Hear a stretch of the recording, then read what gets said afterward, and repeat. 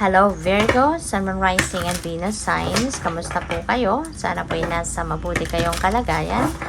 Welcome back po sa Star Tarot. At kung bago kayo rito, welcome din po kayo. Please subscribe, like, share my videos, and leave me a comment kung naka-resonate po kayo. Thank you.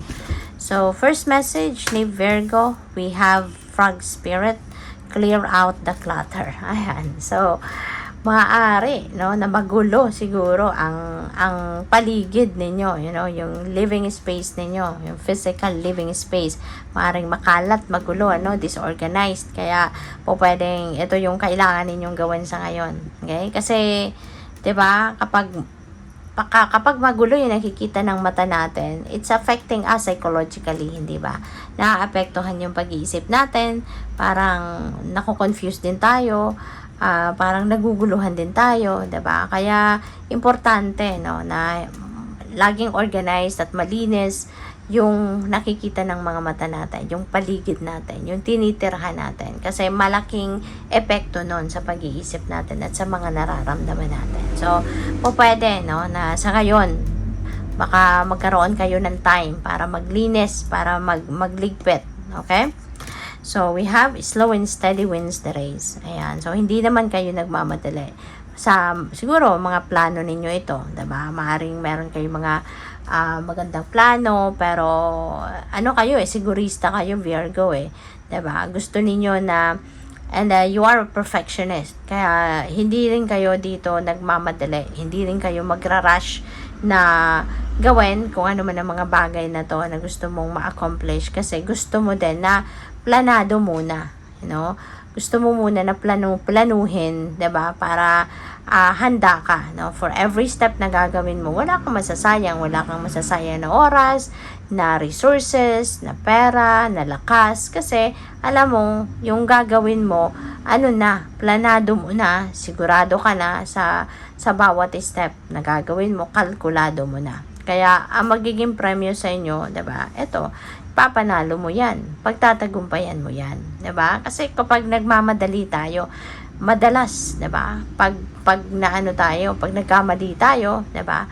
Mas matagal yung proseso, kasi pag nagkamali ka, magsisimula ka na naman, mag-iisip ka na naman, 'di ba? Pwedeng babalikan na naman sa kung saan ka nagsimula, 'di ba? So, mas maraming hassle. Whereas, kung pagplanuhan mo muna before you do anything or before you do something, then at least organisado, Mabagal man ang takbo mo, pero at least sigurado ka, 'di ba? Napapunta ka sa pag-asenso, papunta ka sa pag-progress.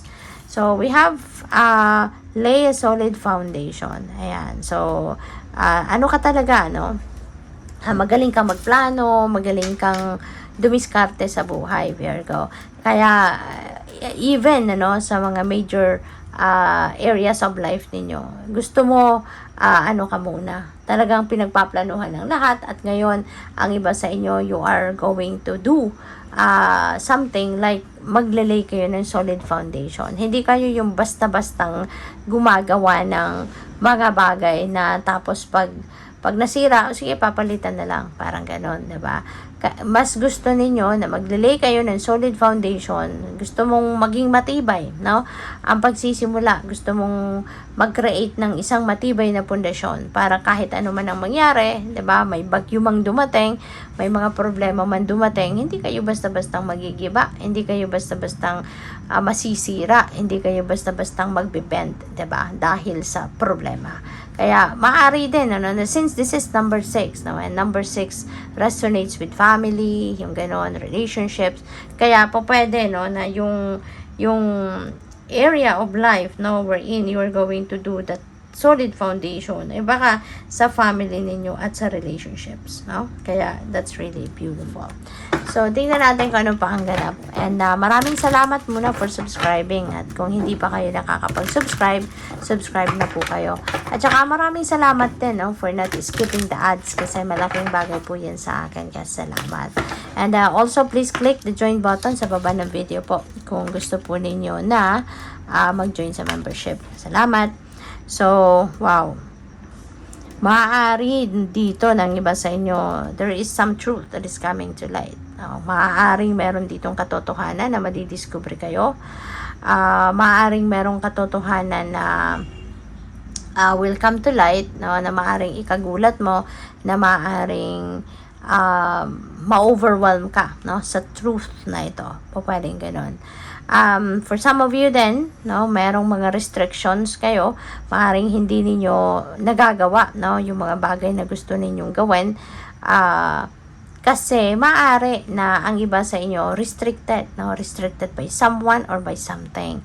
Merong mga pumipigil sa iyo para magawa ninyo yung gusto ninyong gawin, or even yung pag-express siguro ng sarili ninyo, diba? Maaaring merong nagbabawal. Merong nagbabawal sa pag-express ng sarili mo. Pwedeng ganun din ang ganap dito for some of you. Or baka limited, no? Limited lang ang mga actions na gagawin mo or activities sa buhay mo kasi nga maaaring merong restrictions, no, pagdating siguro sa kung saan ka nakatira, kunyari, or kaya sa trabaho, yung mga ganun. May mga rules na dapat kayong sundin, no? And maybe that is what's restricting you from performing or doing things, no, na kailangan or gusto mong gawin sana.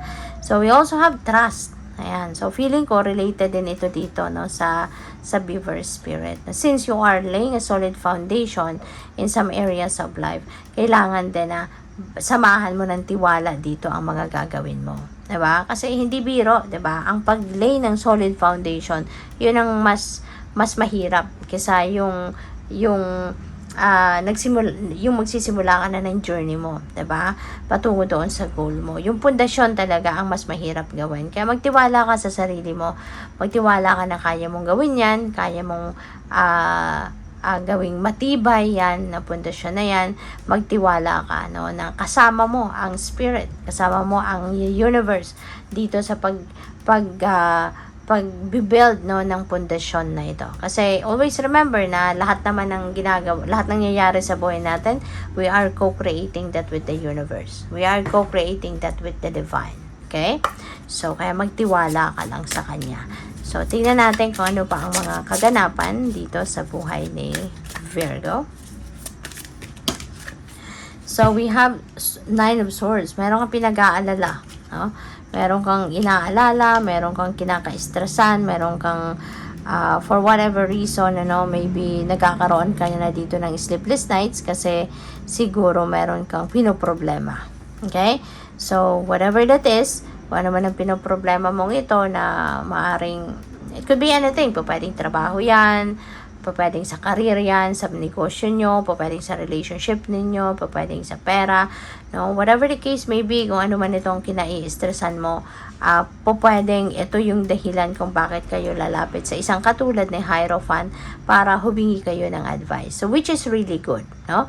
Kasi, kung ikaw lang mismo, wala kang pagsasabihan ng inyong problema or kung ano man ang iniisip mo, paulit-ulit lang yan, no? Iikot lang yan sa isip mo, same thought, diba? Same thought, kasi maaaring mas marami pang negative thoughts ang may isip mo pa kasi wala kang naririnig na iba yung sarili mo lang ang naririnig mo. Kaya mas maganda na if you're going to reach out to someone, no, na alam mong mapagkakatiwalaan ang kwento mo, alam mong matutulungan ka. So, mas maganda yon para makarinig ka ng ibang perspective, makarinig ka ng ibang opinion, or maybe kung hihingin mo yung kanyang advice, no? So, pwedeng mabigyan ka din ng sage advice na makakatulong na mag-improve ang inyong pakiramdam, mag-improve ang inyong sitwasyon, diba?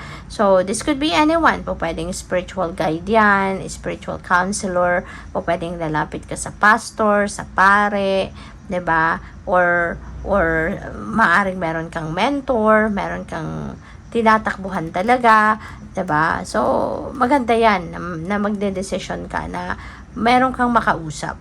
At least, diba? Sometimes, kailangan lang natin na makikinig din sa atin. Not necessarily na kailangan natin ng advice nila, pero yung meron lang tayong mapaghihingahan ba, no, ng ating mga saloobin, ng ating mga problema, malaking bagay na yon. Nakakaluwag-luwag yon sa pakiramdam. So, whatever the case may be, dito kung ano man ang purpose mo, kung hihingi ka ng advice or gusto mo lang na may mapag-vent outan ka, malaking tulong na yan sa'yo. Makakagaan na yan ng dibdib mo. Okay? So, we also have 9 of Cups. Look at that. Diba? May blessing na dadating. Okay? So, magiging masayang-masaya ka din in the end. Maaari, no, na malaking tulong ang magagawa nito na kung sino man ang lalapitan mo dito, na tumatayong si Hierophant, kung sino man ang taong kakausapin mo, malaking tulong ang magagawa nito sa iyo. Kasi magiging masaya ka na. Diba? Siguro, matutulungan ka niyang masolve ang problema mo, magkakaroon ka ng kalinawan sa isipan, magkakaroon ka na ng direction sa buhay. Talagang parang malilift, no, yung inyong stress, malilift ng problema mo. Kaya in the end, magiging masaya ka. You know, this is happiness. These are blessings coming your way. Maraming biyaya ang dadating sa inyo. This is also fulfillment energy. Kaya yung mga maaring yung mga pangarap mo, mga wishes mo, pwedeng, no, mag-come true na. No? Maaari din yung mga goals mo, maaring mangyari na, ma-achieve mo na dito. Kaya magiging masayang-masaya ka. This is really very positive. No? This is time for blessings. Excuse me po. This is time for blessings. This is time for happiness.